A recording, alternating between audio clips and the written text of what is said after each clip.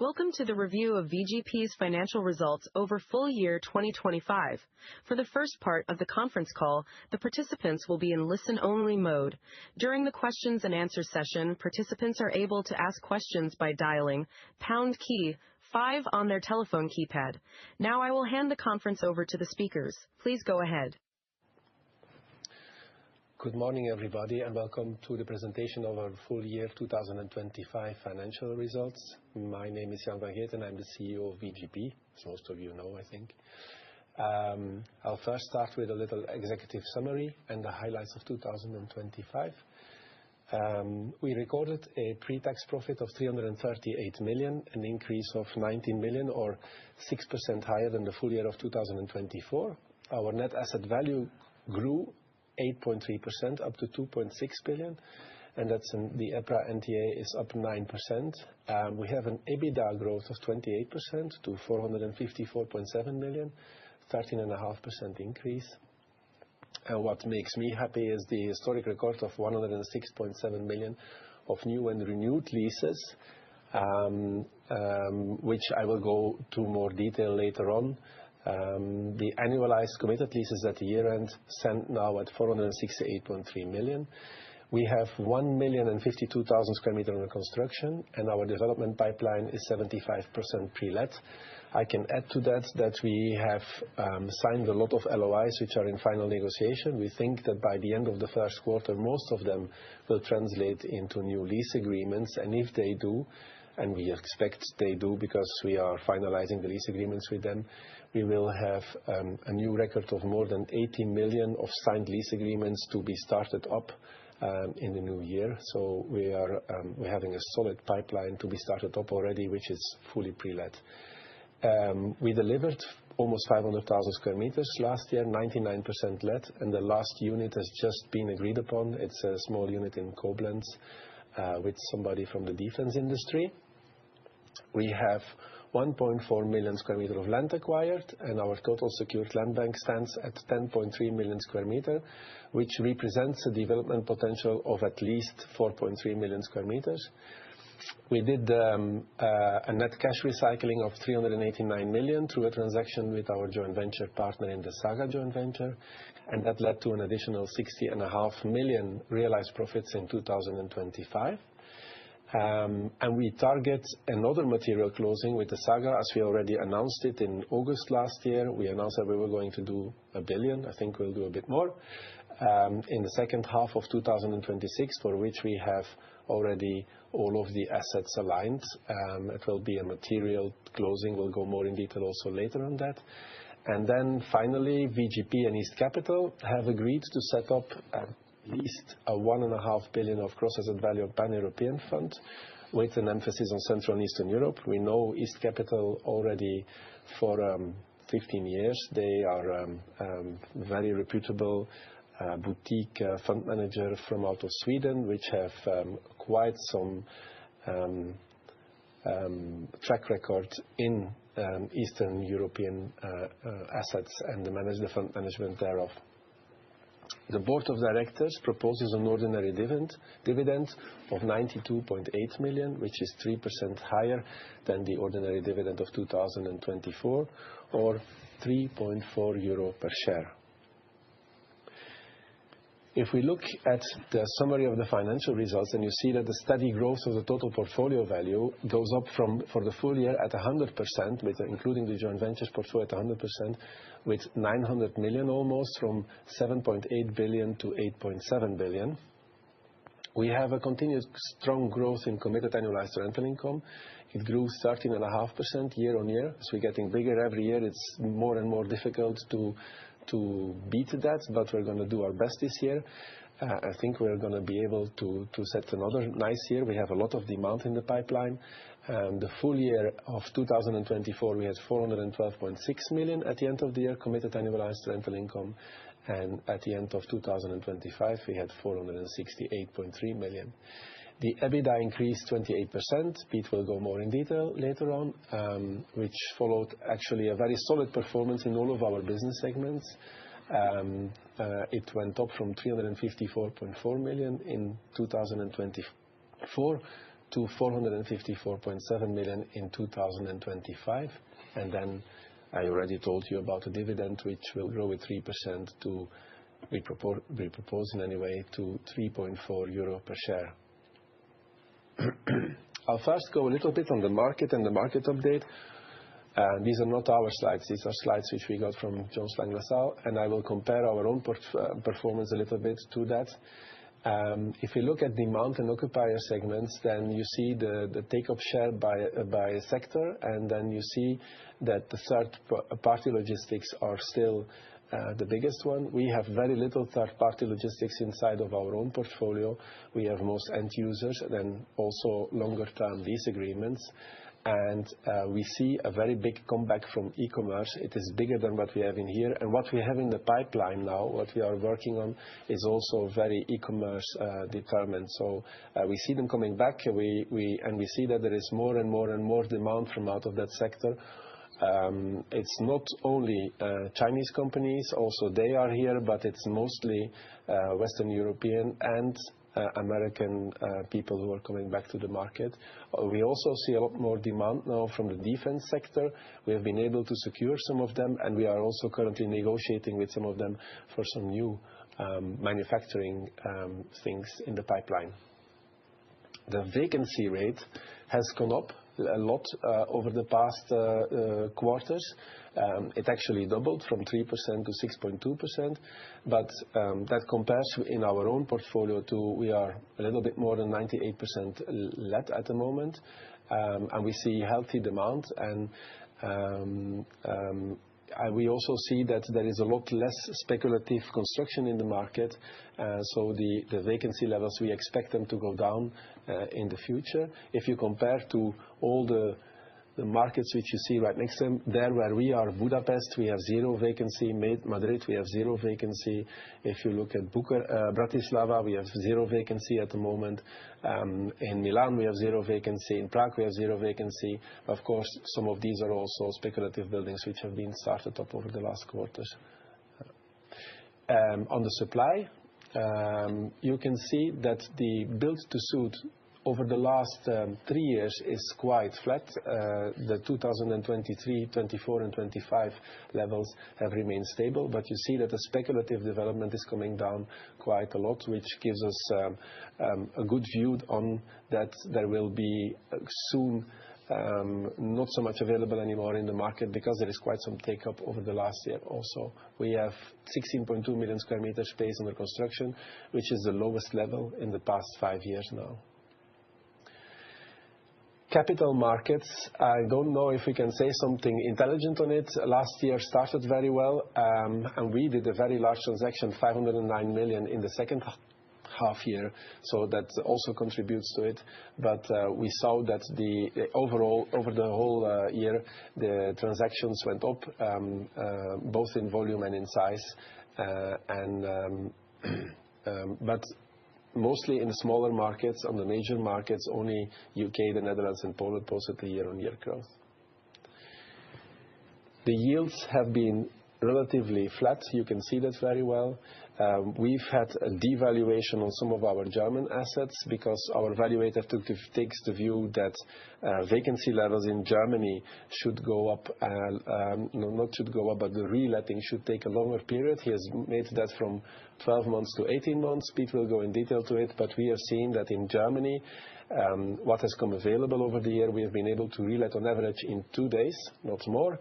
And we have a 21% uptake on the rental income of what we have relet. So we can't really concur to that view, but it is what it is in the market. That's what our valuator thinks of it, but it's not visible in our own portfolio. I will go through the operational performance for the full year. Maybe I just go back. This is our park in Arad, which we've just started, and the building which you see on the right side is a building which we constructed for VAT. VAT is a vacuum valve producer for the semiconductor industry, a very specialized production. It's got 12,000 square meters of clean rooms inside at a very high level, and we have achieved with that building a BREEAM outstanding score of 96.2%, which is the highest of any industrial building in the world last year. No, overall the years in BREEAM outstanding. And this is our park in Valsamoggia, which is also fully let and which we've transacted last year through our joint venture with Saga, with our friends from Marine. As I already said, we had a record year in committed rental income, including the JVs at 100%. The group has 465 tenants, but that's divided over more than 650 lease agreements, as you can see. So we have a lot of tenants which come multi-times back into our buildings.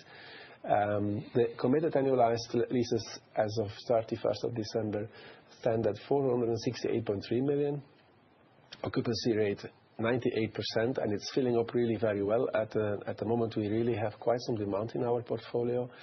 And if we make the bridge, then you see that the committed annualized rental income started with 413, and I think it's 412 and a bit. We signed new leases, almost 57 million. We had 6.5 million of indexations. We had some amendments in leases, people who wanted some other space or differentiate their space. Then we had 8.9 million of terminations, and we sold one building in Riga to its user, to Jysk, which declined also 2.4 million of rental income, and that brought us to the 468, which we had at the year end. But meanwhile, we've signed quite some leases already, and we're looking forward to be able to report you after the first quarter, because as I said, we have quite some nice LOIs in the pipeline. The majority of the new contracts which we signed were within the logistics segment. I have some examples. Logistics was 67.9%, but as I said, we have very little third-party logistics. You don't see many third-party logistics also in the names here. We signed with Studenac, which is one of the largest retailers in the Balkan, a very nice cooled warehouse, which is delivered this week. We signed with Aldi, a very nice new warehouse, which we're going to start construction in a couple of weeks in Frankenthal. That's a big one, 60,000 square meters. We signed a very nice lease with Movianto, healthcare dedicated logistics. That's a third-party logistic. But you see Heineken, Eureka, Duomed, Ursus, Pharma, Studenac, they are all end users, and they use their own facilities and sometimes use somebody to operate it. This is something which changes all the time, but e-commerce was last year 16.5%, and I expect it to be quite a bit higher this year. Light industrial 14%, but that's just a move in time because we also had quite some demand from light industrial over the past years. Our portfolio is leased to a very diversified and blue chip tenant base. The weighted average lease term is already year stable. It's 7.8 years as we keep on growing, and most of the leases are relatively long-term signed. We have the top 10 tenants represent 29.7% of committed leases, but also there these represent 28 different lease agreements in many different jurisdictions. So it's well spread, the risk of it. And if you look in here, that this is a little bit the longer term. The logistics represent 47% in our total portfolio, light industrial 34%, and e-commerce 17%. And we have some others. We have some. It's mainly Siemens, yes. Where Siemens is in Nuremberg. It's a site where we have offices and which we are going to start rebuilding this year completely. This year we have some quite iconical projects which are upcoming and about which I will tell a little bit more afterwards in the outlook, because we are going to really have some land plots coming online from which we expect really a very nice contribution in the coming 12 to 24 months. If you look at VGP at a glance and you look, we are always looking forward in how can we grow and where can we grow and which segments can we grow. And of course, the main part, the main raw material to be able to grow is the land bank, because we always grow organically. We develop everything ourselves. We don't buy any standing assets. And if you look at the December 24 net cash generative rental income, so things which were delivered and really generated cash, It was 350 million or 240 million a share. During 2025, we activated 39 million of new leases, so it went up with 11% to 389 million or 236 million at share, so including 50% of the joint ventures if you look at it. The signed leases, which are still under construction and which will be added on in the next 12 to 18 months, is another 79 million. And so that's another 18%, and that takes us to 468 million of income-generating activities, or 310 million a share of income-generating lease agreements, of which 321.7 million sits in the joint ventures. But if you look at our land bank, which we have today, and the ERV of the vacancy and the development pipeline, which we have, that's another roughly 300 million, which takes us the potential up to 766 million, or at this moment, 602 million a share. And we are trying to accelerate our development pace as much as we can now. The development activity, talking about acceleration, drives our second strongest EBITDA in our history. And if you look, there is a couple of notes which I need to say to this. You see very well the division between East and West. In 2021 and in 2020, we had big startups in Western Europe because we had these big leases in Gießen and in Munich, which started up at that time. You see also that in 2022 we delivered, and then we started up a lot less because of the big inflation. I told you that I was standing very much on the brake at that point because I was afraid about having too much vacancy with buildings for which we paid far too much. Now we have our costs very well under control. Our margins are going up relatively quickly. We have very sound margins again, which you can also see in the revaluation result, because the revaluation result in this year, I think it's 183 million, is pure and only revaluations from new activities, from things which we have started up. And whereas in 2021, it was a little bit a distorted image because there was also a big uptake in valuations, of course, in the standing portfolio as yields were going down with very steep declining interest rates. Out of the 634 million record EBITDA in 2021, only 81 million was really cash income, recurrent income. Out of the 455 million EBITDA in 2025, it's 249 million. So, which says a little bit also about the resilience of our result going forward. It's more and more regenerative income. The net rental and renewable energy income at share has grown a lot, year on year with 18% in 2025. If you look at it, we are now at 223.384 million 2025, which we expect a continuous growth in 2026. In the renewable energy, about which Martijn will tell you a lot more later on, we have now a lot diversified also into battery projects which have a very high yielding on their investment, and of which we have foreseen to construct quite a lot in 2026, as now we have the permits coming into place in order to be able to do that. We also, thanks to the brownfields which we have been buying over the past years, most of them have been big factories with enormous electrical connections. For example, we bought Hagen. Hagen has 90 megawatt connection of energy, which not only allows us, if we can, deliver back very nice battery projects, big in size, but it also opens the potential, and it's very congested today to be able to do a more data center exercise. We are trying to take a look at it, whether we could implement a data center also in Hagen, whether the location is the right one. At the moment, we have two identified together with Sarah, our new employee who came from Microsoft. One is in Rüsselsheim and one is in Paderno, and on both we are very well advanced on our permitting. On the permitting side, we are advancing very well.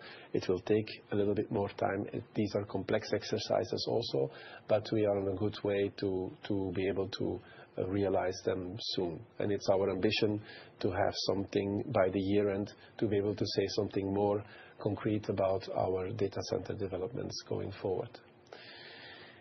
The portfolio is virtually let on a long-term basis, and you can see there is very little variance. Combined occupancy of the portfolio stood at 98%, WALT at 7.8 years, with the first break at 7.4 years. Top 10 customers, as I said, that's 28 lease agreements, and the biggest one is still KraussMaffei. But when we first contracted them, they were 21%, and now, thanks to all this growth, it's only 6% left of the total portfolio, which is now KraussMaffei. And open, it's 5.1%, which is a short-term lease, but it will be replaced, and we are going to redevelop, of course, Rüsselsheim,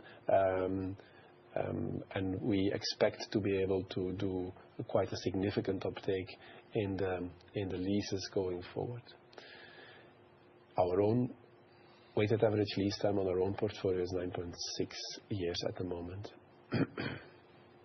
On the delivery side, and here you see our park in Vejle under construction in Denmark, we delivered 21 buildings, which represented almost 500,000 square meters in gross lettable area.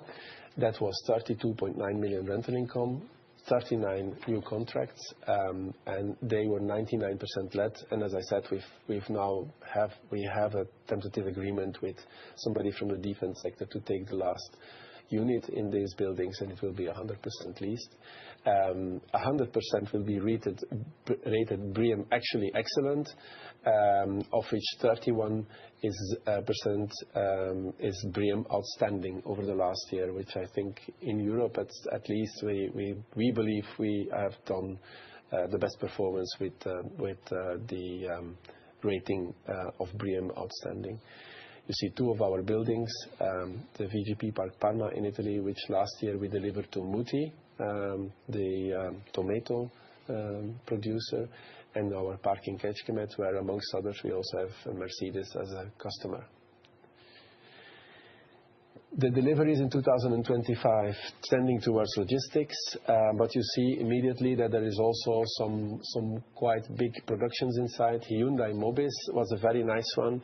We delivered a 50,000 square meter facility in Pamplona, and we delivered to VAT, as I already said, this building for this vacuum valve producer. On the two pictures which you see you see VGP Park Córdoba, which is a production, by the way, and then you see our VGP Park in Montijo, which we delivered last year, and which for the biggest part is a cooled and deep cooled warehouse for Logifrio. The portfolio at share has grown organically and completely organically, because we only develop everything ourselves and then we place it in our joint ventures, but it has grown at an annual compounded growth rate of 21.9%, and it's gone up from 5 billion to 5.6 billion. We offloaded since 2022 3.4 billion of gross asset value into the joint ventures. And we aim, this model works very well, we aim to continue to do that. Yeah, if you look at it, Germany is still the strongest market, although the others are now growing maybe a little bit faster relatively. The Czech Republic is now almost 1 billion in assets. Spain is growing quite well, and in the Netherlands this year will be a huge uptake, because we already leased out 60,000 square meters, which is under construction. But we are working on a very big new lease agreement in the Netherlands, which will take out our entire park in Nijmegen. The investment portfolio on a 100% view has grown to 8.7 million, which is up 11% year on year. And Western Europe represents 74% of the total portfolio value as of December 2025. You can see the completed is 7 million. Development land is 770 million, or 9% of our total investments, and under construction we have almost 1.93 billion, which is also 11%. On the development side,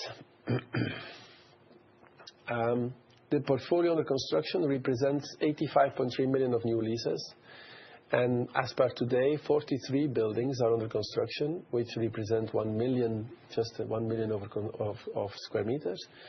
It's 75% pre-let, including pre-lets on development land. When we finalize these LOIs which we have in the pipeline, it will be well over 80%. I think it's on a very healthy basis at the moment. We have started last year 761,000 square meters of new buildings in 2025, and we have to already start up 450,000 square meters if this materializes, which is already pre-let, which is the highest which we ever had at the beginning of a year pre-let to be started up in a given year. So that's a very nice forward-looking thing to have. You can see again on the right side, you see our park in Rouen, which is now virtually fully let. We only have one last unit left, and then a small one, 4,500 square meters out of the total more than 100,000 square meters. In total, more than 150,000 square meters, which we are constructing there. And then you see our VGP park in Vele, Denmark, where we also have one last unit left, also 4,500 square meters. Again, it's well spread across our geographical footprint. You saw in what is the income generating assets or the assets overall, which are already that Germany in the income is more than 50%. In what is under development, it's only 36%. You see that the other countries are relatively growing a little bit faster now. They also are becoming more and more mature. France is a big market. Spain is a big market. The United Kingdom, I'm sure, will come up to speed soon. So we think that we'll be able to do some very nice developments all over Europe.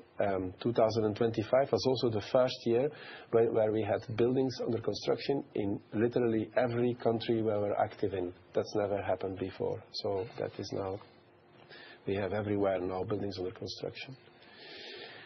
On the land bank, the picture you see is our beautiful park in Nijmegen, where we have Ahold Delhaize and Bol.com in one of these buildings, which you see.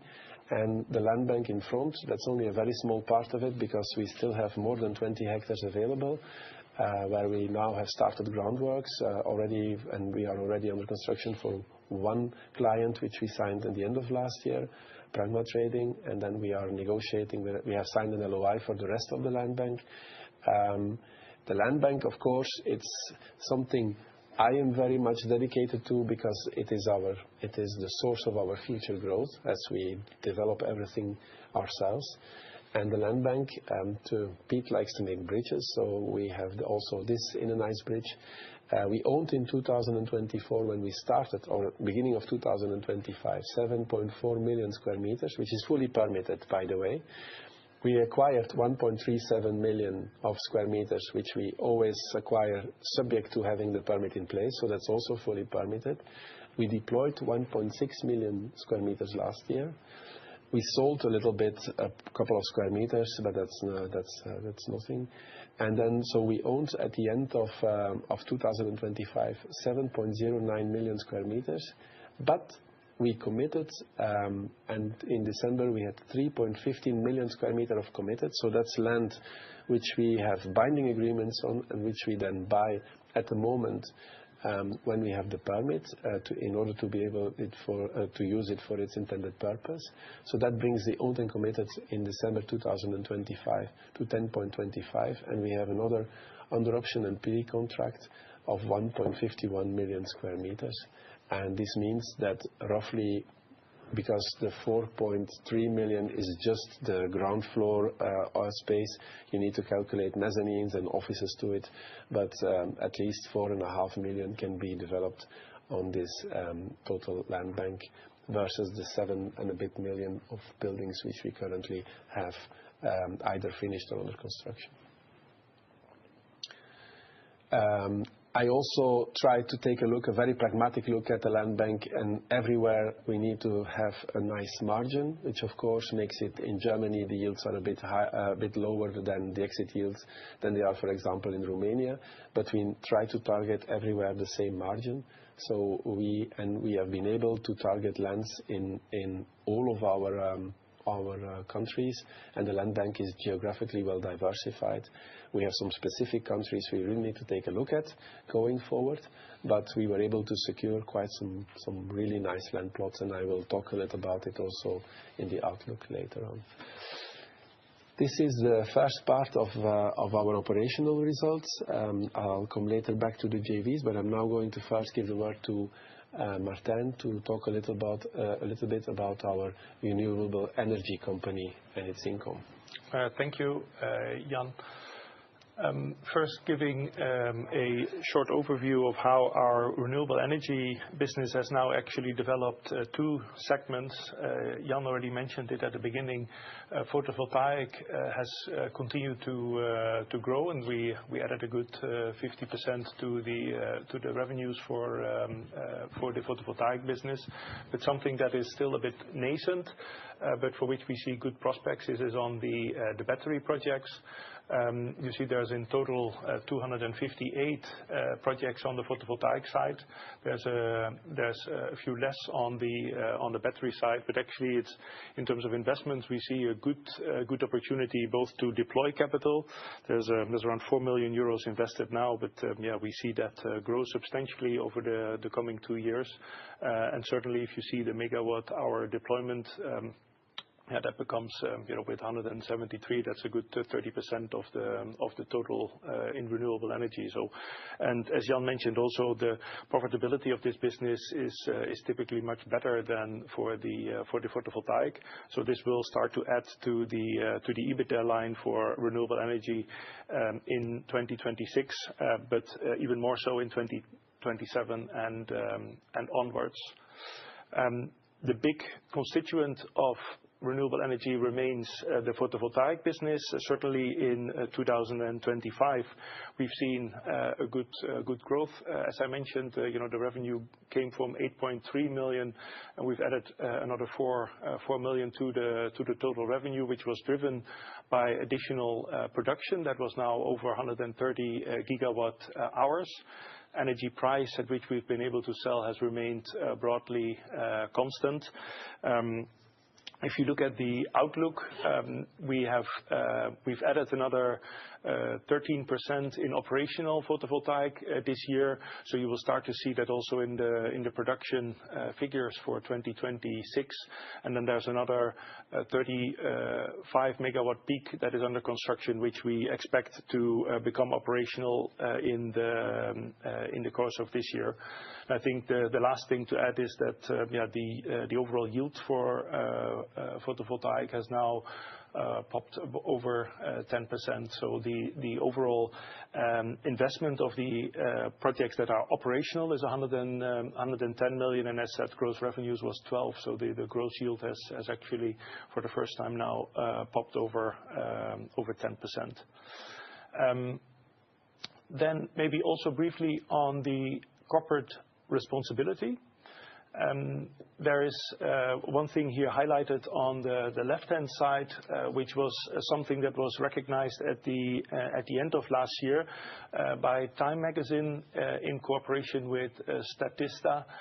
They've done sort of a science-based and quantitative assessment of all the listed companies across the globe, and based both on our financial revenue growth as well as the sustainability metrics that we've been able to accomplish in 2025. They've highlighted us as one of the top 100 companies globally in terms of realizing sustainable growth. I think one of the big contributing factors to that is the EU taxonomy, which you see on the third on the left in the smaller boxes. We've now achieved 68% of the total portfolio. But certainly if you look at the new productions or new construction, we've actually been able to verify EU taxonomy for 95% of the buildings that we are currently constructing. That's all under the EU taxonomy new construction regime. So that's quite a strict regime, which we've set ourselves. And with the 95% you hear, that really has become our internal market practice to adhere to across the group. A couple of other metrics that we've highlighted here that I'll leave to you to read at your leisure. I think we can move on to the joint venture update. Jan, back to you. Yes. Our joint venture model is a little bit the cornerstone of our growth model going forward. And so far, I'll go to the next slide.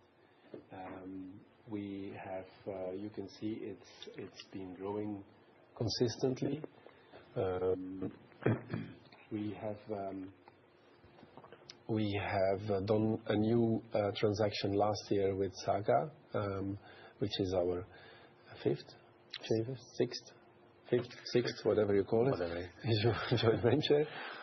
And it's now more than 60% invested. And when we are going to do the next transaction, which is planned for the second half of this year, we will be virtually, for a big part, already fully invested. There will remain some parts of it, but we foresee a very material transaction in the second half year. And we have very positive and constructive talks ongoing, also with Saga, to continue with the next stage, a next vehicle, which we would like to start up in the course of 2027, then going forward after Saga is fully invested. If you look at Saga, well, as I said, it's 60% deployed. There remains roughly 600 million of gross asset value. And as some of the parks which we have transferred have some little spaces left, where tenants have expansion option, etc., we think that we will do a transaction which will exceed 500 million in the end of the year, where actually everything is already identified. And we have been able to go a lot faster than originally foreseen, also thanks to the fact that we have enhanced the scope of countries in which we do our investments. In the beginning, what you see, the original scope, the dark green, it was Germany, France, Czech Republic, Slovakia, and Hungary. And we have added to that Denmark, Austria, Italy, and the Peninsula, Spain and Portugal. And so we now have a lot of assets which we can do. We have 989,000 square meters or 39 assets already spread over all these countries which are inside. And that's 60% of the total gross asset value which we have foreseen to deploy over the first 5-year period, which will become a 3-year period, I think, because by the end of this year we should normally be fully invested. We also announced today for the first time that we are working with East Capital, a company which we know already for a very long time, very nice people out of Sweden. I don't know if they are looking, but hello. VGP and East Capital is to set up a partnership to launch a Luxembourg-based real estate investment fund focused on European industrial and logistic real estate, with an emphasis on Central and Eastern European countries, not only, but mostly. The targeted gross asset value we have agreed upon is at least 1.5 billion. We hope to be able to do a first closing, and we trust to be able to do a first closing in 2026, in the second half of the year.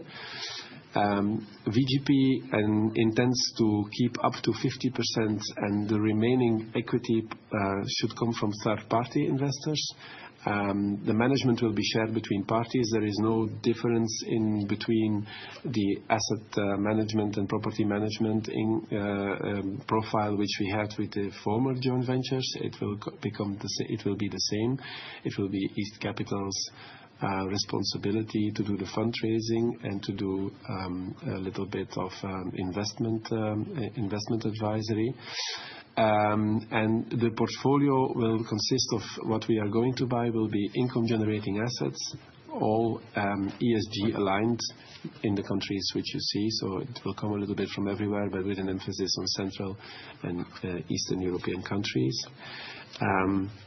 That's it a bit on the JVs, and I will give the word now to my brother Piet to explain the financial performance. And by the way, what you see on the picture is our park in Serbia, where the building on the right side is Ahold Delhaize, which we have built brand new, which is taken into operation. And the second building, the main tenant there is the Metro Group, and both buildings have been also delivered, and both buildings also are BREEAM Excellent awarded. You stole my intro, Jan. Sorry. As always, I have prepared for you a usual slide deck with P&L, balance sheet, cash flow movements, and some further details. I'm happy to walk you through and also happy to report an increase in our profitability from pre-tax 319 to 338 million. And as always, there is really a lot playing through our P&L, given the fact that we have a hybrid model between own developments and a JV. So I think the best thing is, as also in former formats, to walk you through it in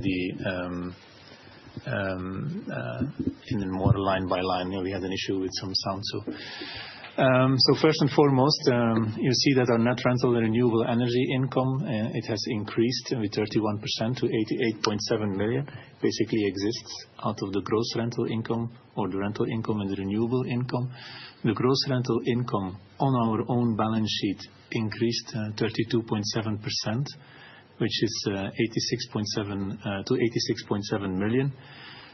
But if you look at it on a proportional basis, meaning this 86.7 million and our share in the joint ventures gross rental income, this effectively grew from 203 to 235.5 million of gross rental income.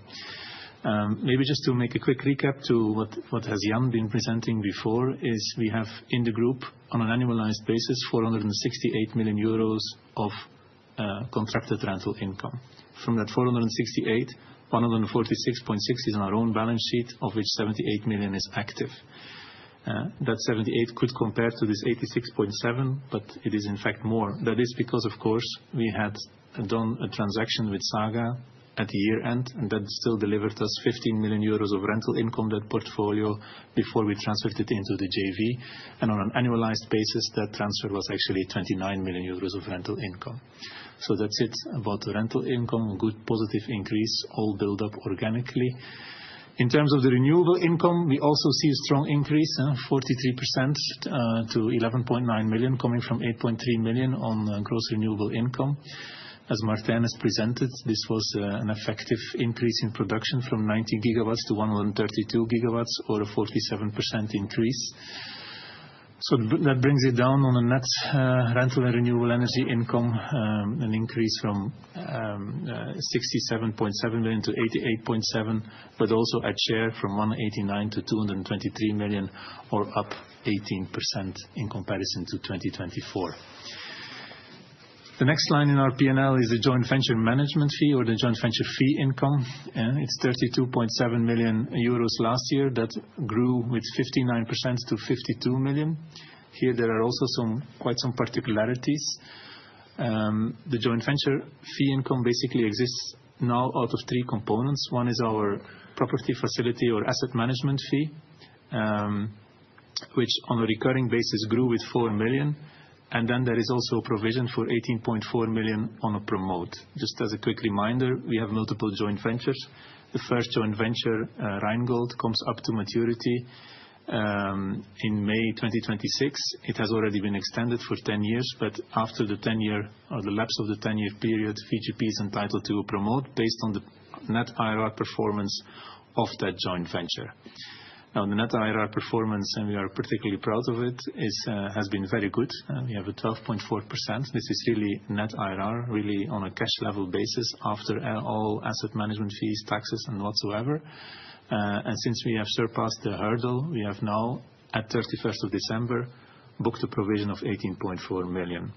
This provision, of course, will be updated in the first half, on 31st of May, based on the valuation of the portfolio as of then, plus its operational performance. So it is our best estimate based on the track record until 31st of December.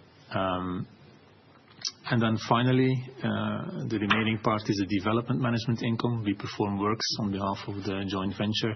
This decreased with 3.2 million to 2.5 million, but overall, so the joint venture management fee significantly increased to 52 million.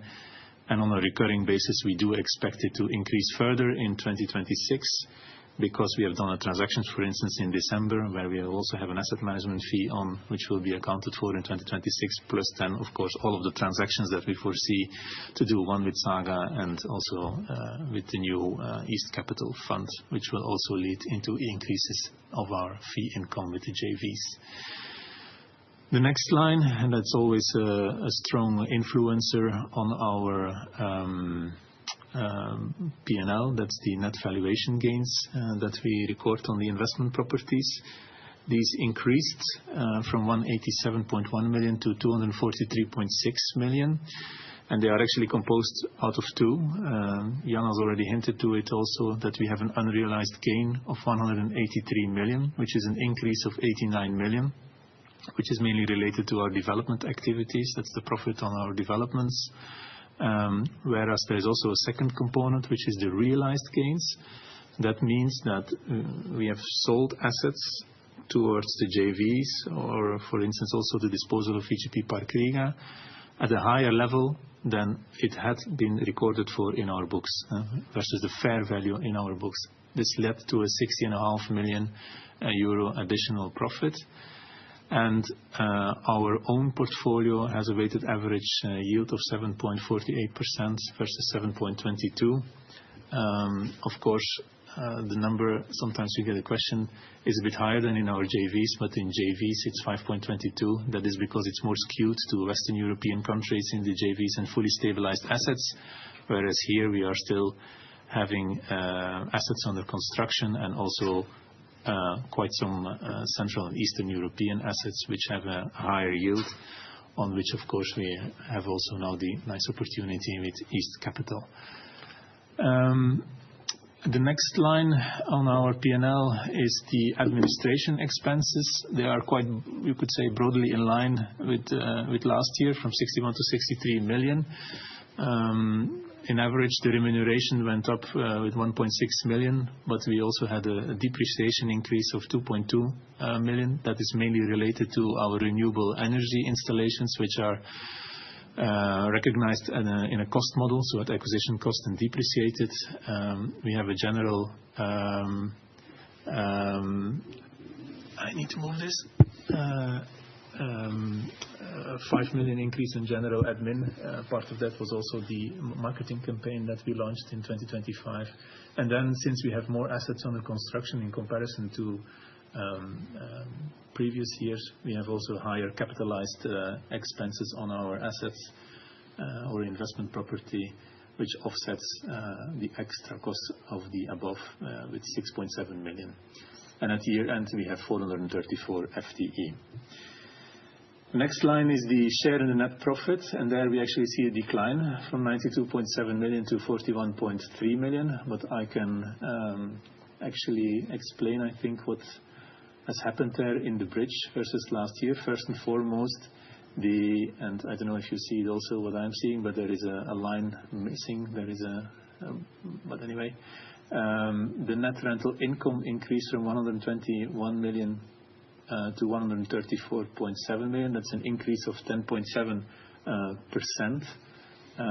But the big driver or change in the JVs is the net valuation gains, where it was a positive of 54 million. It actually reduced with 65 million to minus 10 million. This was driven by a number of facts. One is we have done a few settlements with the JVs, where the JV had to pay us a top-up on previous closings, which was a negative impact on the valuation in the JVs. But the second element was mainly that there was, and there is a strong German portfolio inside of the JVs, which was negatively impacted by a valuation change. So the average yields went from 5.05 to 5.22 in the JVs. And the German part was a devaluation of approximately 2%. The appraiser effectively reviewed its prime yields for the country, and as Jan was referring to before, also had updated also his discounted cash flow model, foreseeing rather a 18-month vacancy period than a 12-month vacancy period when contracts would come to an end. Now, as we mentioned before, we do not see that trend at all in our German portfolio. In fact, everything what we released last year was at 21% prices averagely higher, as well as the average term to release something was 2 days. So we didn't really see this, but nonetheless, it did impact a bit our German portfolio and within the joint ventures. Then the other expenses that you see there, it's actually the promote at share. All of these, what we see on the bottom table is at share. So it's 18.4 million for us, but it's a cost to the JV and at share. Since we own 50% of the JVs, it's 9.2 million. Admin expenses were broadly in line. And I think if we disregard once the valuation movements, then we are actually seeing a very strong set of EPRA results on the joint venture, which is a testament to the very strong operational performance of the joint venture, because the EPRA earnings are up 25%, but also our cost ratios are down. So in general, we are actually very satisfied with the performance of the joint ventures. Hence also, for instance, the above 12% net IRR that we could achieve on the Rheingold joint venture. Next point in our P&L is the net financial result, which went from an income to a cost of 24 million.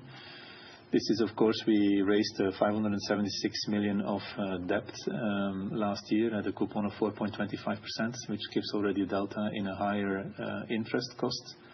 On the other hand, also in 2024, we profited quite a lot, also in 2025, but the interests came down on interest on cash on hand. We usually put quite some money on term loans and try to optimize it maximally as possible. But last year, this was an income for us of 12 million. Now it was 5 million, so it's a decrease of 7 million. We have some higher capitalized interests of 3 million. That is because we, just like the capitalization on the admin expenses, we have higher amount or volume of assets under construction. So this leads to a higher capitalized interest of 3 million. And we have a decrease in our interest income from the JVs.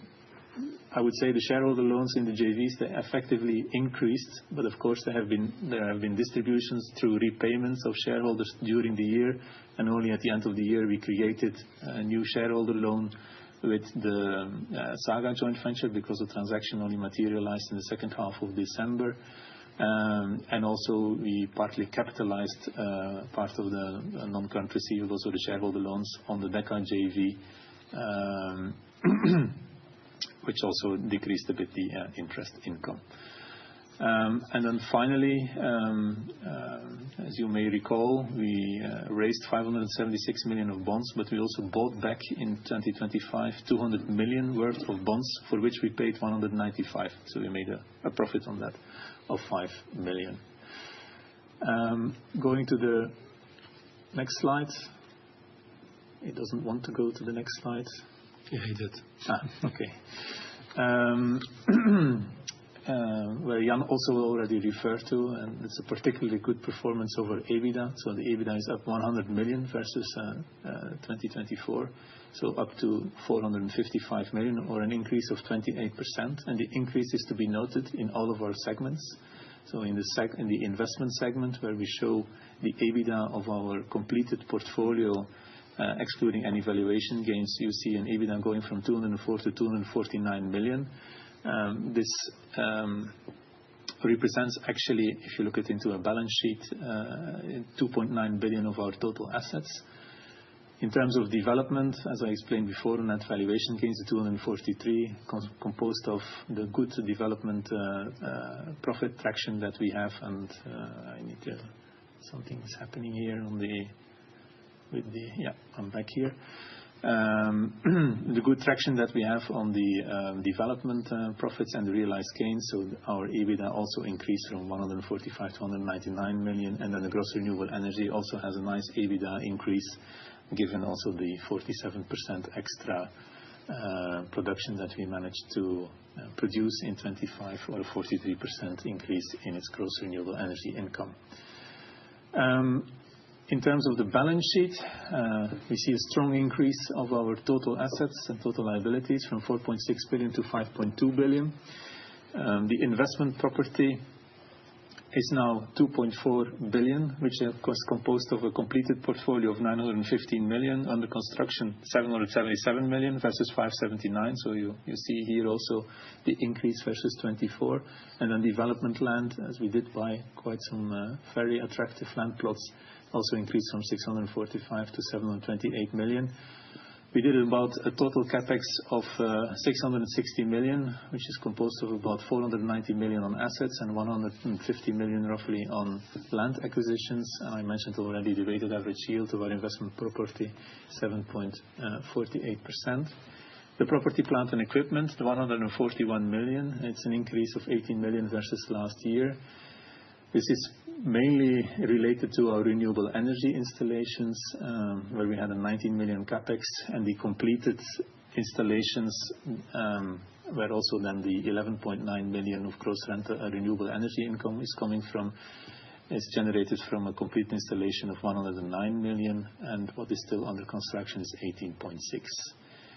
And our investments in joint ventures increased quite significantly with 109 million. Now we have done quite some transactions with the JVs, not only the Saga closing, but as I mentioned also before, there were some settlements on previous closings which were to the benefit of us, which increased the equity contribution into our joint ventures altogether with roughly 100 million or 98 million.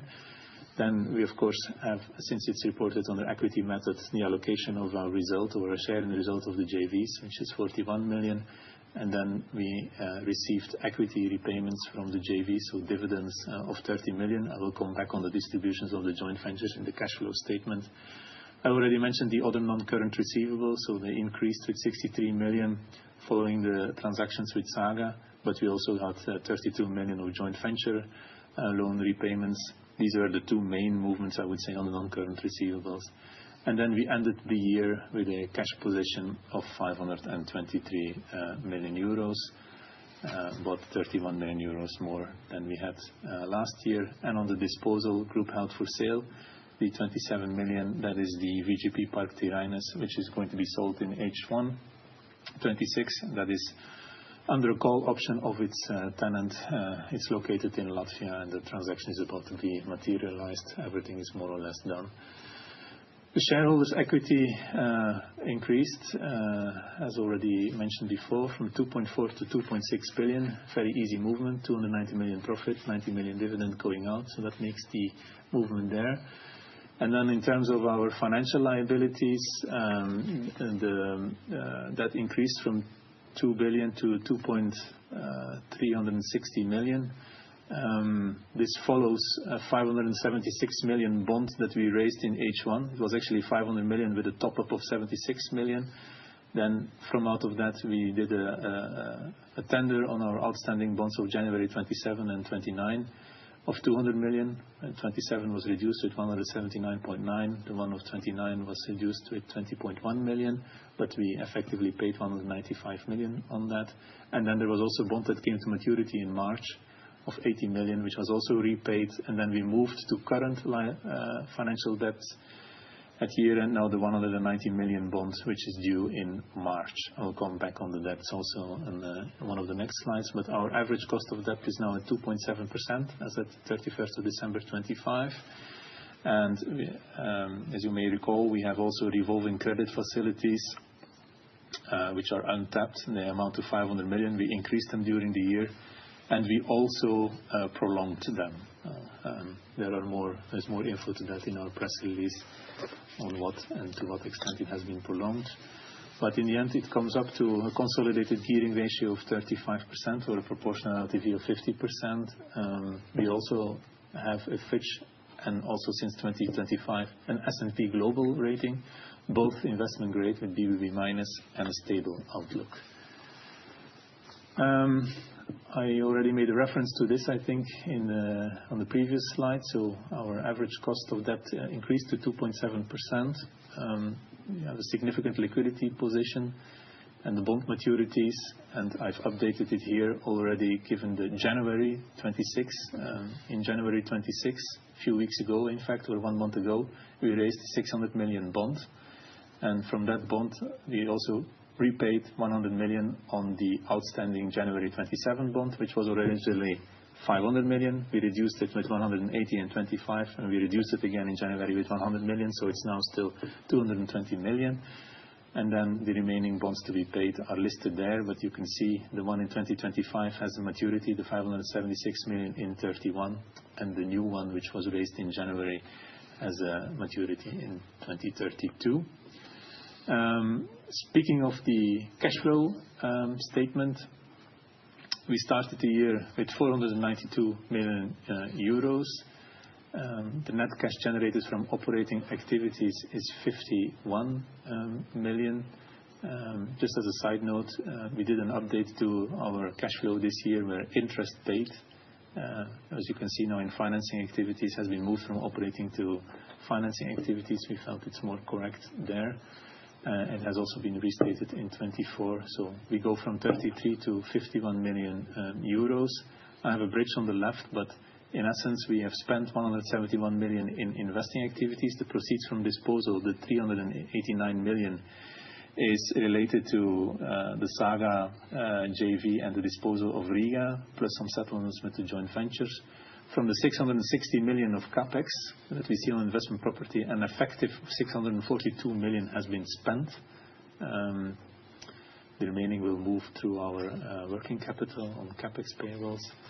Loans to JVs is a loan to one of our development joint ventures. And then distributions by joint venture, where I referred to before, 82.7 million, broadly in line with last year. The 82.7 million euros is a combination of interest payments of 20 million, shareholder repayments of 32 million, and equity distributions of 30 million. It depends a bit joint venture by joint venture how we take out the excess cash that is inside. That's why I also group it here for simplification purposes, but we all consider this as distributions. There were no investments in joint ventures. That's mainly then related to development joint ventures.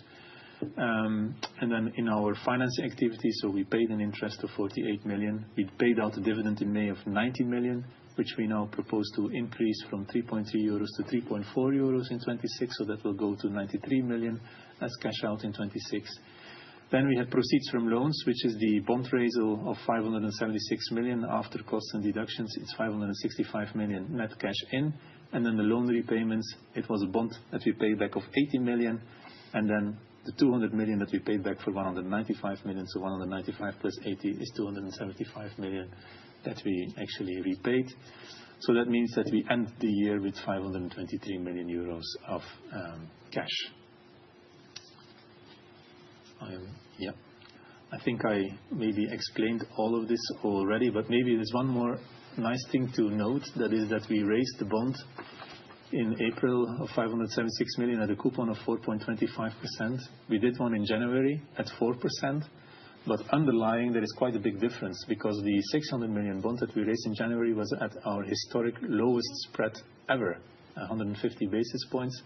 Of course, it was a bit upset and offset with the increase of interest versus the previous bond, but nonetheless, it was still at a cheaper, and it was a very successful transaction that we've done. And now the maturity profile of our bonds are as follows. I believe this was, I think, my last slide, so I hand it over back to Jan. Yeah. Thank you all for listening until now. As a summary and the outlook, I am personally very happy that our result is even more and more cash generative, and that the profitability of our new developments going forward is going up again. With all that we are going to start up this year, and we are quite bullish on it, we think that we are having a good year in front of us in 2026. On the relettings, as we have seen, our portfolio is, we've never had to transact something to the joint ventures with a loss. And if we look at our relettings, they were during 2025 14% higher than the rental price which they were let at before. And as Pete already said, on average, it took us 2 days to relet in Germany, where our reletting was 21% higher than the one before. And we have heard through the former reporting periods a lot of concerns about the German market, where we have a big exposure to. But we feel very confident inside, and we also see a lot of activity. We have a lot of new things going on. So we feel really very confident on that.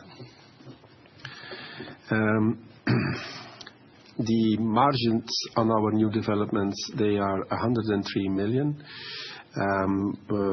There is really a lot in the pipeline, and I already talked talked about it. There are a couple of LOIs on which we are now finalizing. So cost reimbursement agreements is the better term for it, where we have agreed with tenants, mainly out of the e-commerce sector, that we are already going to line up everything so we can negotiate the relatively complex lease agreements, because they are also relatively complex buildings.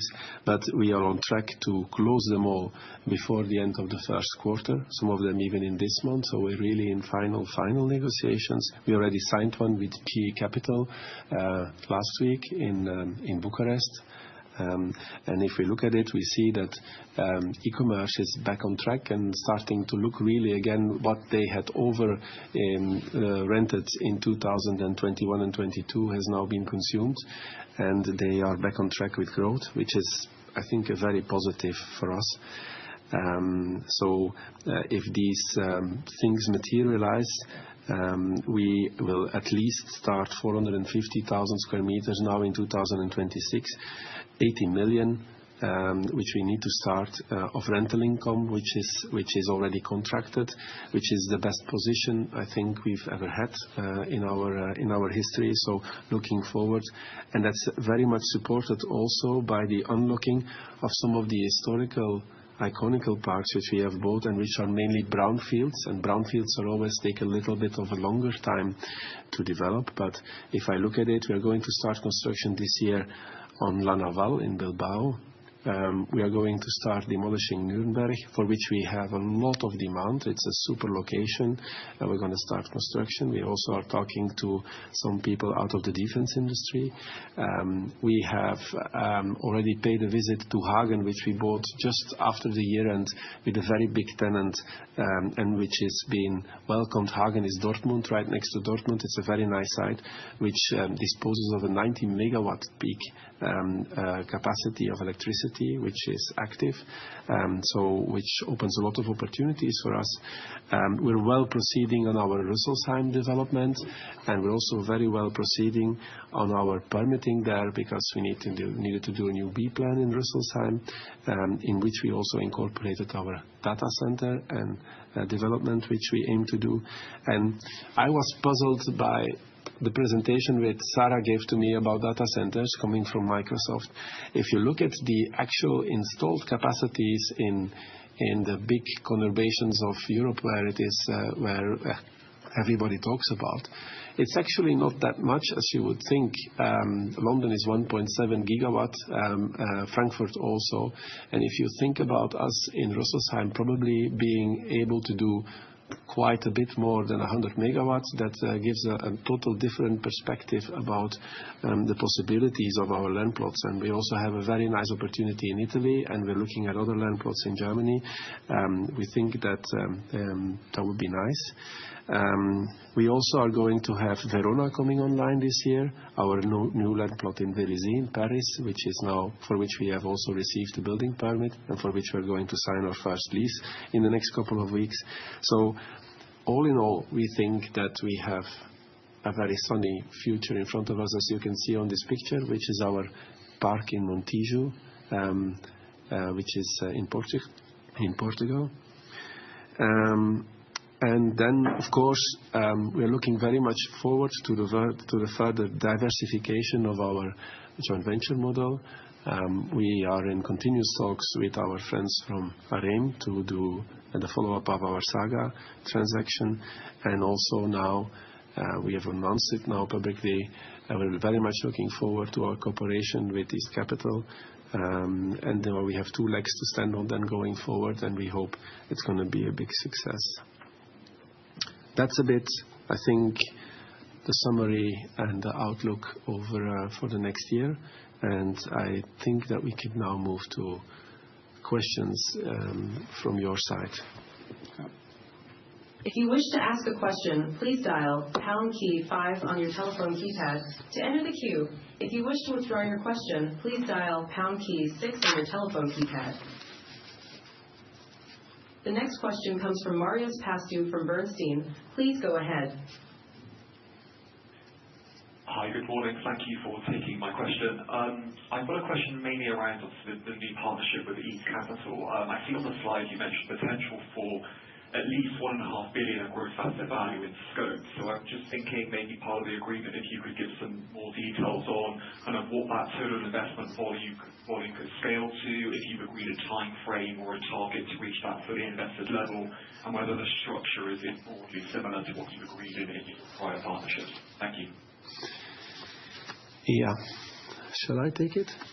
We can develop on our total land bank at the moment, roughly something between 6.5 to 7 billion of new assets, including what we still have on our balance sheet. So that is all possible to transfer into new joint ventures going forward.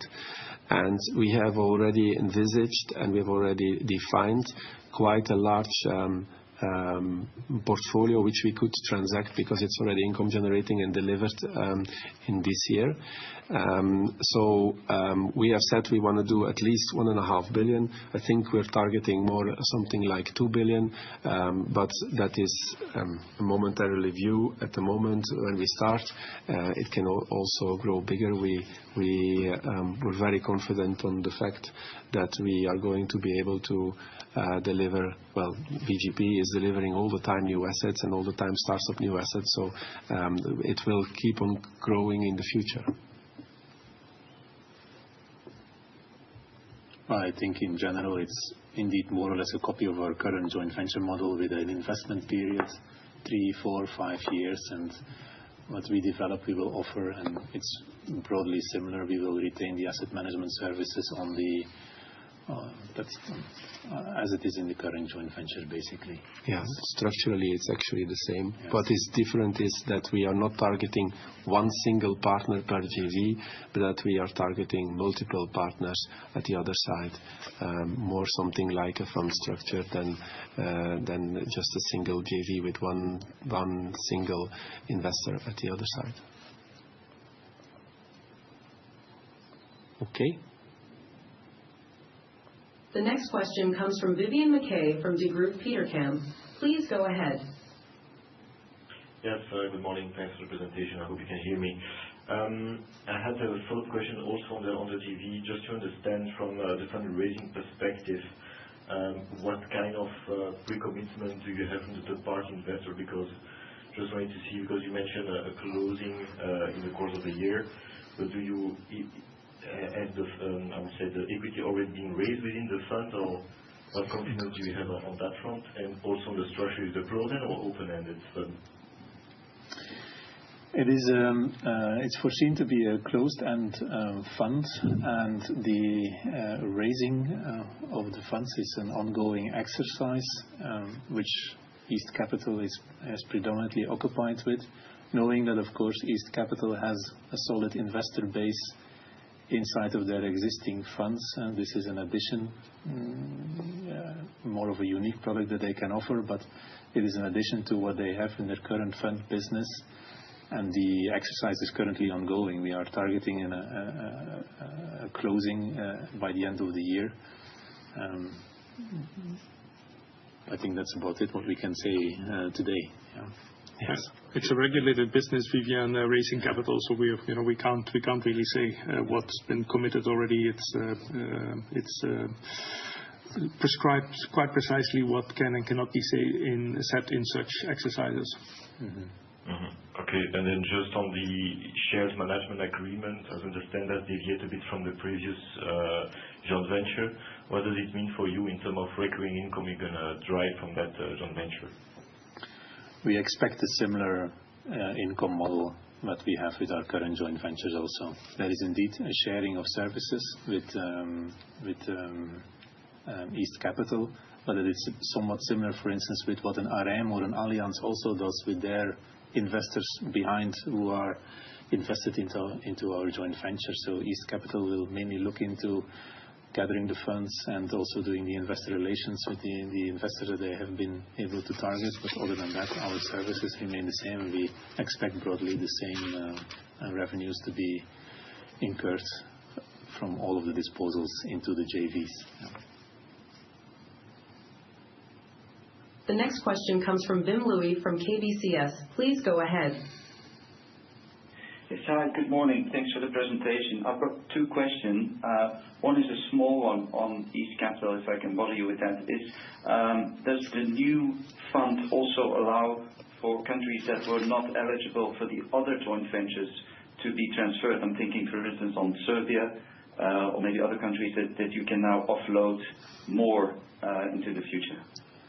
The East Capital Fund is a pan-European fund, so every country where we are active in is in fact targeted, but it will be skewed more to the Central and Eastern European countries. But in essence, all countries are on the target list of the fund.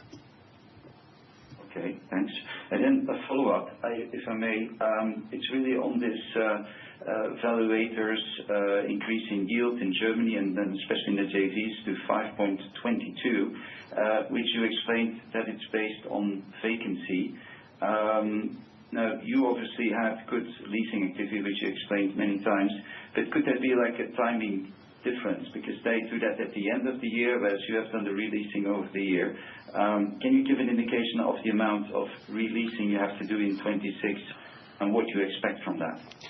We have very little releasing to be done in 2026, and so far what we see is that, again, also for the things in 2026 which are coming available, we already know on beforehand, and mostly months on beforehand, that we are going to have a follow-up tenant. So what the valuators have taken as an assumption from a 12-month vacancy period, which we never had in Germany, to an 18-month vacancy period, we find it, and we've tried to argue about it, but they take a view of the market. We can't say that we see that reflected in our own portfolio. I don't know what it is about. Maybe it's about older buildings, or maybe it's about the total market view, but in our own portfolio, Wim, we are very confident and very that we have solid demand for everything. So we don't see, neither expect any deterioration of that in the months going forward. On the contrary, we have a lot of new lease negotiations ongoing, also for new buildings. Maybe if I may, because what we see or what we hear from WDP and Montea is that they can't find anything to buy above 5%. So could there be deals maybe in the near future that could review their case, that if we see that yields come down in deals, is that something that you expect? Well, we hope so. We certainly hope so. You know, also the promote calculation which we've done is based on our risk valuation at the year end. So it's just our current valuation. Where if when we are going to have the valuation in May, that's going to be based on the capital markets valuation, where the valuator really looks at the transactions as if we were to really sell, and that's probably going to be a little bit different. We don't know north or south, but we think it's going to be different than what is our risk valuation. Until now, every transaction which we have done with our joint venture partners, when we had a real discussion about the valuation, we always had a better exit yield, or we always achieved a better exit yield than what we had it in our books for. So we're trying, of course.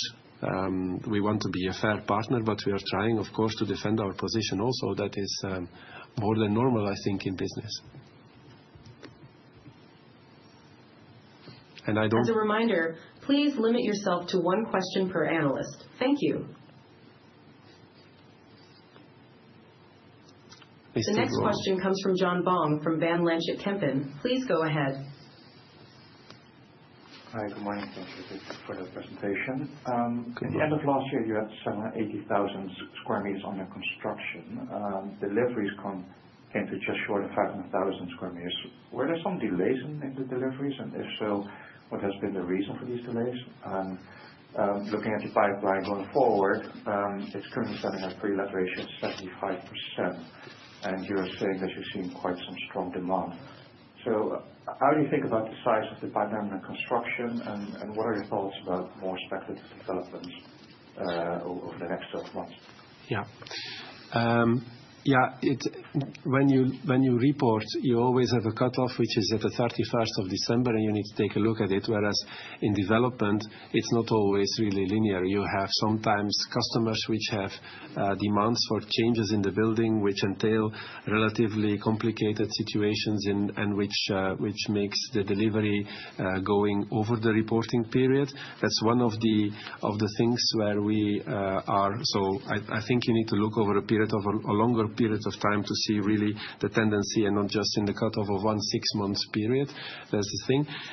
I wanted to be, although we have a big incentive to construct more, because we now have our costs really back under control, as inflation has come down tremendously, and in the construction industry, in every country at the moment, we can achieve attractive pricing. At the same time, we're also trying to manage our portfolio, so not to create too many vacancy or too many speculative buildings. So we look at on a country-by-country basis, but we try to limit really our speculative buildings to an acceptable level, which for us is we should be pre-let above 70%, and ideally by 8 months under construction we should be above 80%. After 6 months under construction, above 80%, which we currently also are. So that's the parameters in which we make the decision internally. Do we do speculative developments, yes or no? And it's also depending on the demand which we see in the locations, because not all countries run at the same pace at the moment. So we are also a bit careful in starting up too much square meters where we don't see the demand for it, and on the contrary, where we see a lot of demand, we start up a little bit more. But as I already said, and I hope it came across enough. At the moment, we really have a very strong pipeline in demand. We divide up our demand, we categorize it in a first contact, a second where we already have commercial negotiations, a third where we have virtually an LOI agreed, and a fourth where we started the negotiations on the lease agreement. And if I take the two last things, we have roughly 50 million of negotiations ongoing, which I don't say we're going to sign all of it, but it's a very healthy indication that there is really demand which wants to contract at some point, because people don't engage with teams and with lawyers and with things if they have no intention to close the lease agreement. So from that point of view, we at VGP, with our current portfolio and our land bank and the quality of what we offer, we feel comfortable to start a bit more construction over the year. But I can't tell you a number. As I already said, we have roughly 450,000, which we need to start up anyway because it's already pre-let, if these LOIs also materialize. And then, of course, we'll do a bit more because it will bring our vacancy levels, our pre-let levels up, and then we have a bit more room to also start a bit of speculative buildings in those jurisdictions where we feel demand is strong and supply very low. The next question comes from Francesca Ferragina from AIM. Please go ahead. Yes, good morning, everybody. I have two questions. The first one is about guidance. I understand that you never disclose the guidance, but can you just give at least some qualitative type of comments on 2026? Consensus is pretty dispersed and it doesn't help. And then the second question is on data centers. You managed to hire a dedicated person. Can you provide an update about the opportunities you see here? Many thanks. Hello, Francesca. Indeed, it's a bit difficult for us to give a guidance because we are not a REIT. Our VGP is a multi-line model where we have the development portfolio, where we have the rental income, and it's different than a REIT. If you would only look at a REIT, it would be a little bit more easy to say what it's going to do. And going forward, we can also maybe make a projection of the rental income, what we expect for the year, because because we always transact between our own balance sheet and the JVs, it's not so easy to give you a reasonable view, because there is always movements from rental income, which is either on our own balance sheet, and then it goes into the JVs, and then it only accounts for 50%.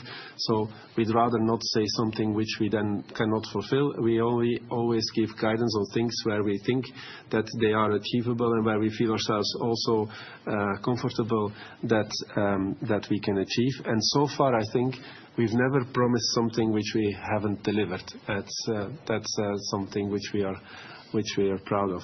On the data center things, so we are not actively buying land plots with the aim of developing really a data center. I see too many accidents in the market. Just last week, there was a big announcement in the press in Germany where a 2.7 billion investment in Groß-Gerau was stopped by the local authorities. People had paid a tremendous land price for it and done all the efforts, and then it was stopped. So it is really a very risky business, because we have a huge congestion in electric energy, and starting to build a land plot and then going for it, it is a very difficult business going forward. But VGP has a very big land bank. In the very big land bank has some brownfields. Those brownfields come with a very big historical electric connection, which is there and available, and that's already a very big part of the transaction. And by coincidence, we are also 10 minutes away from Frankfurt Airport in Rüsselsheim. We've signed an agreement with Stellantis that the only one who can develop a data center on that land plot, they also still have a big reserve, but we have an exclusivity on data centers, and we have an agreement with the city on where the data center will come, and that it is going to be incorporated. It's currently part of the new B plan. And Sarah is working on that one and another one in Milan, where we also have a similar constitution, and where we think that, and where we also have very intensive negotiations ongoing with most of the hyperscalers and some of the co-location investors, and where she's trying to manage that. And we are trying to take a look at where in the value scale of from just selling the land to core and shell, to powered shell, to completely finished build to suit, and then to completely finished and operational, what we are going to offer. And whether we should do that alone or whether we should do that with a partner who has already all the accreditation because he already has done it something. And as you can hear from me, we are in a very intense process of aligning ourselves in order to be able to bring the best result. But this is a work which is not just, it's not like developing a logistic warehouse. There are so many parts running around that it doesn't go so quick. So also the energy connection, it's not from today on tomorrow. Yes, in our case it is, and then there is also the connectivity, the grid, etc., which you need to do for. And then we still have also to demolish in Rüsselsheim, because now there is building standing on it. So it is not for tomorrow, but we're well on track, and that's everything which I can describe about it and disclose about it. Paul. Hi guys, apologies, a couple of questions from me. Just wanted to check, you come back on the pre-letting point, because I think that's been declining since 2022. I think you're at a high of 89%, now you're down at 69%.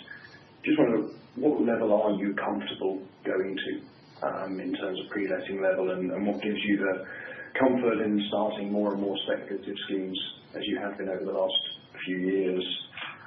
And then the second question is linked to that, is just looking at the yield on cost on completed developments.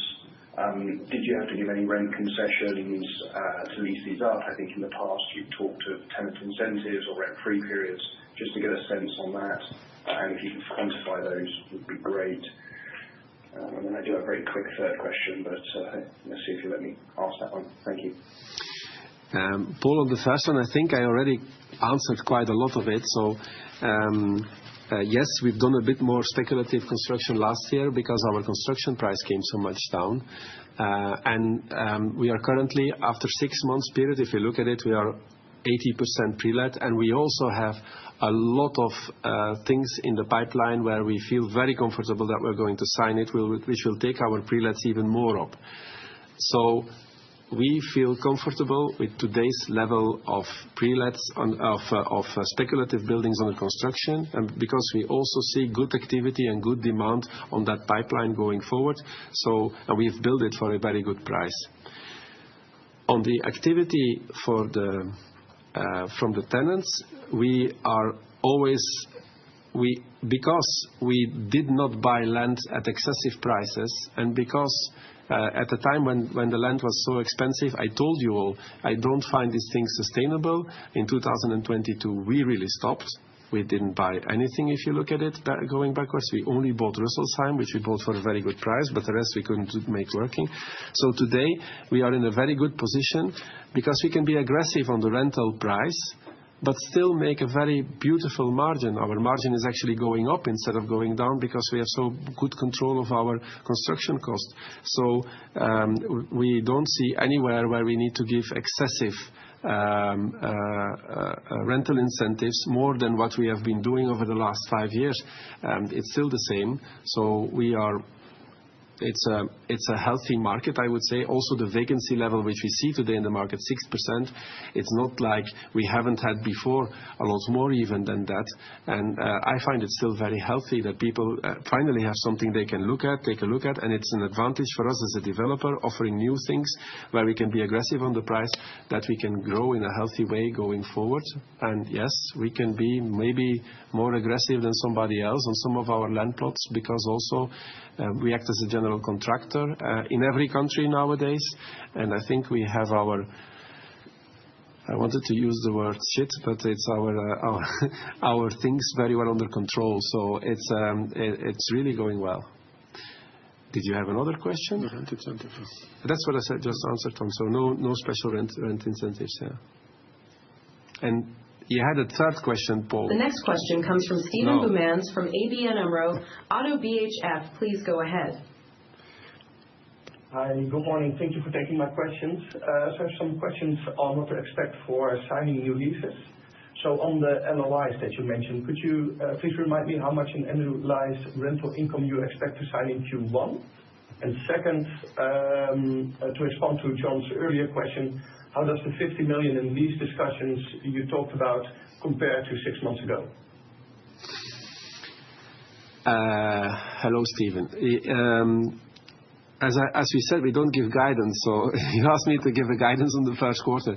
Well, we have really, let's say, 25 million of lease agreements in final negotiations at the moment ongoing. Whether it will all be signed in the first quarter, I do think so, that there is quite some nice things which are in final negotiations, and that's about the guidance which I can give. And if I look at going backwards, I think that the market today, last year we signed a lot of lease agreements, really a tremendous amount of lease agreements, but they were all relatively small to the years before, when we always had these one or two big ones standing out, which were really very big lease agreements. Last year it was a lot more spread over many little, or not little, but smaller lease agreements. On average, before we signed 22,000 square meters, I think last year on average it was below 20,000 square meters. So that was a bit different in demand than it is maybe today, because today again we are looking at some very big leases which we are negotiating on. The one in the Netherlands is huge. There are a couple of very huge ones in Germany ongoing. There is a very big one in Spain ongoing at the moment in final negotiations, I would say. So that's about what we can say about it. The next question comes from Thomas Rothausler from Deutsche Bank. Please go ahead. Hey, just one question on data centers. I understand you plan to provide concrete plans by the year end, yes, but maybe you could provide a rough idea about the capacity for Milan and Hagen already, and any indications if it will be powered shell or fully fitted, I mean, considering the high-profile recruitment, you have announced, I assume it won't be just powered land. You're asking me difficult questions to answer, Thomas. Yes, we hired a high-profile person, and she's a very lovely lady if you meet her, with a lot of ambitions. And that's good because that's why we hired her for. We can do quite big. I don't want to say anything about numbers because I'm going to say something and then it's going to be different because we actually don't really know yet. But we have at the moment, we have a 50 megawatt connection available in Rüsselsheim from the grid. There is a power plant on our land plot, which is another 100 megawatt available. The question is, can we use it, yes or no? Because it's a gas-powered power plant and we are looking into it. We can expand that power plant quite significantly with gas turbines, and the gas can come from several ways. And that's an exercise which is ongoing. So it's quite complex to give an answer to your question, as you understand yourself, because we are still looking and puzzling the pieces together. And we need to take a look also at what is acceptable for a hyperscaler, which risk he wants to go, because he needs to have absolute reliability and a tier 2 at least supply of energy, which we don't have our things all aligned yet because it's really complex. And the same is ongoing for our land plot in Milan, where, yes, we do have an agreement on the power supply. We know plus minus when the power supply also will be available, but we are dependent on a third party. And yes, it's a very big capacity which we have been awarded. And the land plot is perfectly suited for it because it lies really on the super location for it. But as I said, there is a bit of work to be done on it, and we are going to disclose in the right time when it's ready to disclose where we are and what we do. And I don't want to overpromise. I just wanted to give you an update on where we stand today, and that's in all honesty what I can tell you today. Frederic? The next question comes from Frederic Renard from Kepler. Please go ahead. A lot of questions already been asked. Just wanted maybe to have a view on Allianz and the intention from here. Anything new with regard to potential new GV? And then maybe another question. If I look at the sequential increase in H2 from a new construction activity, and you mentioned already a good LOI of demand, so should we expect H1 2026 to actually be sequentially even more bigger than H2 25? Thank you.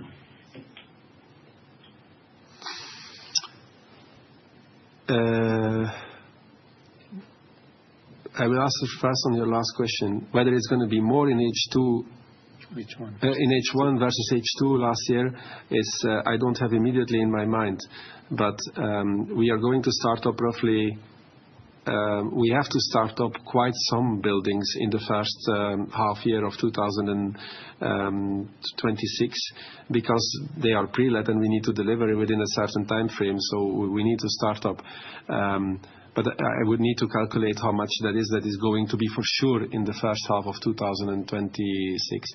On general, I expect somewhere between the same amount as last year and a bit more to be started up during the year. I think we feel confident that we're going to start up a bit more than last year. So that's the answer on your last question. And then on the first question regarding the JVs, I think we disclosed because it's a regulated business, so we disclosed on the new JVs where we could. We can't say anything more than what it is. In the current JVs running, actually everything is running well. There are no divestment plans immediately there. All partners seem to be very happy with the performance of the things. As Pete said, also the EPRA results of the JVs are outstanding. The relationship, the day-to-day relationship with Allianz, but also with DECA and all the others is going very well. And the only real discussion which is ongoing at the moment is about our promote, where we have now tentatively agreed on the metrics of how we are going to do it, because originally it was of course foreseen that there would be after 10 years a liquidation of the JV, but that is not going to happen. So now it's an exercise on which we need to agree, and that will crystallize in the next few weeks. But I'm sure, we will find an agreement with Allianz about what it is about. And for the rest, operational wise, everything is running well. We have also refinancing upcoming in the Rheingold joint venture. That's all agreed. We have the term sheet signed, so everything is aligned. So there is no clouds on the horizon as far as I can see. Everything is good. I think I answered on your questions. There are no more questions at this time, so I hand the conference back to the speakers for any closing comments. Yes, I want to thank you all first in the first place for being here, both my colleagues and analysts and investors. Thank you very much for listening to what we had to say. I'm looking forward to speaking to you again on our annual shareholder meeting maybe, or then in August with the update of our half-year results, and then we have this thing here, or maybe before on some conference. I hope that I can see all of you soon. As you could have heard from our side, it was a very busy year because we've done so many things and going forward, and it's grown all the time. But all in all, I have a good confidence in our sector, that it has still a lot of growth capacity and growth possibilities, and that VGP can play a significant role in that. And I hope all the others too. There is room enough on the market. Thank you for listening, and goodbye. Goodbye. Thank you. Thank you. Thanks for participating. You may now disconnect.